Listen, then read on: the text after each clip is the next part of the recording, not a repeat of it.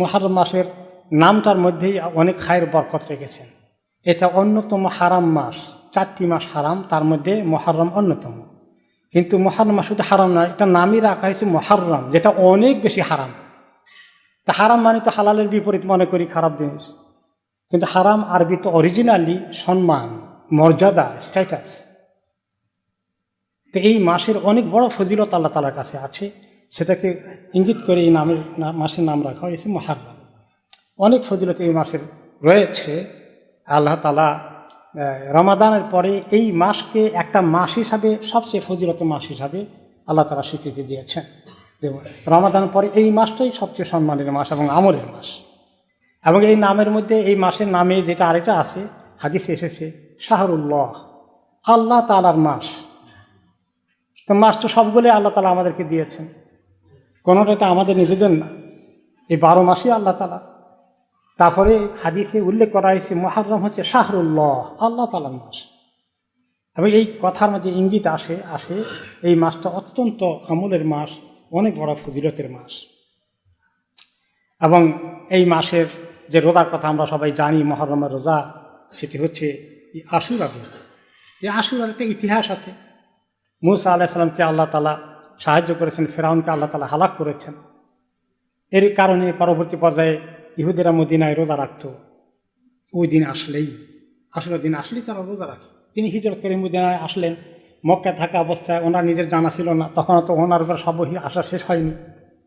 জিজ্ঞেস করলেন, কিসের রোজা রাখো এটা তোমরা প্রতি বছর মুহররমের 10 তারিখে? বলে যে আল্লাহ তাআলা মুসা আলাইহিসসালামকে যে উদ্ধার করলেন, ইব্রাহিমকে ফেরাউনকে যে আল্লাহ তাআলা হালাক করলেন, সেজন্য আমরা শুকরিয়া আদায় করি। তিনি বলেন, আমার তো হক বেশি আরও, মুসা আলাইহিস সালামকে যারা সাহায্য করেছেন সেই শুকরিয়া আদায় করা। তখন তিনি রোজা রাখা শুরু করলেন, সাহাবীদেরকে রাখতে বললেন। তো সাহাবীরা বললেন, তো আমাদের কি লাভ হবে? ইহুদি নাসারা রাখে, তাদের কারণ আছে, আমাদের লাভ হবে কি? তিনি বললেন যে তোমাদের গত 1 বছর গুনাহ আল্লাহ তাআলা মাফ করে দেবেন।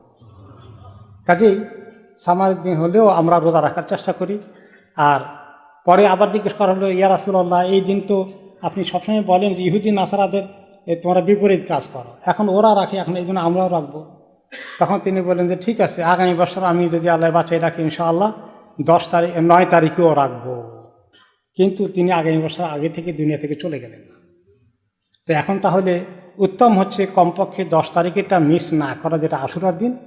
আর একটু ভালো হয় যদি আমরা 9 তারিখেটাও যোগ করি, দুটো যদি হয়ে যায় আরও বেশি ফজিলতের আমল হয়ে যায়। আল্লাহ তাআলা আমাদেরকে তৌফিক দান করেন।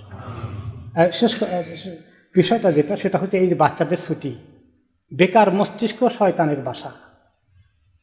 আমাদেরকে আল্লাহ তাআলা বাচ্চাগুলোকে জাহান্নামের আগুন থেকে বাঁচানোর জন্য আমাদেরকে তাদেরকে বাঁচানোর দায়িত্ব আমাকে আপনাকে দিয়েছে। প্রত্যেকটি সন্তান জান্নাতে যাচ্ছে কিনা, একটি সন্তান জাহান্নামে চলে গেলে আমি আপনি আল্লাহর কাছে থেকে যাব। শুধু আমার নিজের আমল দ্বারা কাজ হবে না। ছেলে মেয়েকে আমরা সারা বছর সময় দিতে পারি না।